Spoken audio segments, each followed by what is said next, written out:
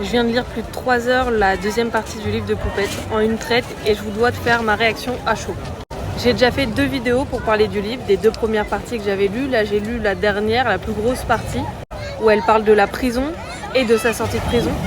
Et pour le coup, je dois dire que j'étais un petit peu dure avec elle au début. Pour le coup, je retire rien du tout à ce que j'ai dit dans les premières parties. Je trouve que son livre, il est mal écrit, il y a des fautes et qu'elle est pleine de mauvaise foi, pour le coup, surtout dans la première moitié du livre.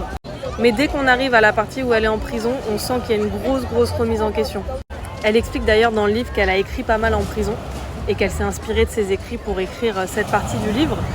Et ça se ressent. Elle est beaucoup plus posée, tout est mieux construit et beaucoup mieux formulé. Ça m'a d'ailleurs beaucoup touchée, il y a eu plus d'une fois où j'ai failli verser une larme. Surtout quand elle parle de ses enfants, elle dit que pour elle, il n'y a que les mamans qui peuvent comprendre, mais je pense pas. Je pense que toutes les femmes peuvent comprendre à quel point c'est stressant, oppressant et dur d'être loin de ses enfants.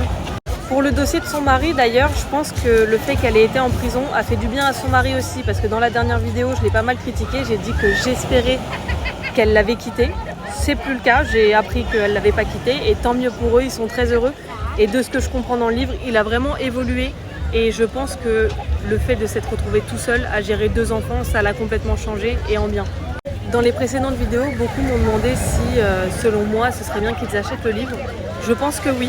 Je connaissais pas Poupette et j'ai décidé d'acheter son livre pour me faire ma propre opinion et je pense que tout le monde devrait faire ça. D'ailleurs, ces vidéos, c'est pas du tout pour dénigrer Poupette ni son travail. Je sais qu'écrire un livre, c'est un métier et c'est pas donné à tout le monde. Elle l'a fait et je suis très contente pour elle. Mon but, c'était juste de donner mon avis sincèrement. En plus, je connaissais pas du tout Poupette, donc je pense que c'était un avis plutôt sincère, honnête. J'ai été très contente d'en apprendre sur elle. Moi, je la connaissais que via les dramas, de ce que je voyais sur TikTok.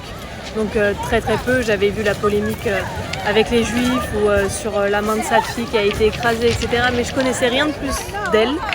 Sur les premières parties du livre, je l'ai vraiment pas aimée.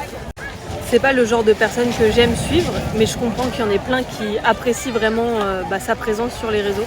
Mais en lisant la deuxième partie de son livre, j'ai vraiment eu l'impression de découvrir une autre femme.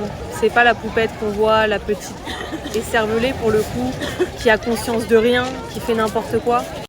Elle a vraiment l'air d'avoir pris conscience que ce qu'elle fait, ça a un vrai impact et qu'il faut faire attention.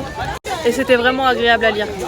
Donc je vous conseille de l'acheter, franchement, foncez, c'est cool. C'est pas de la grande littérature, mais ça reste une histoire de vie et c'est toujours intéressant de le lire.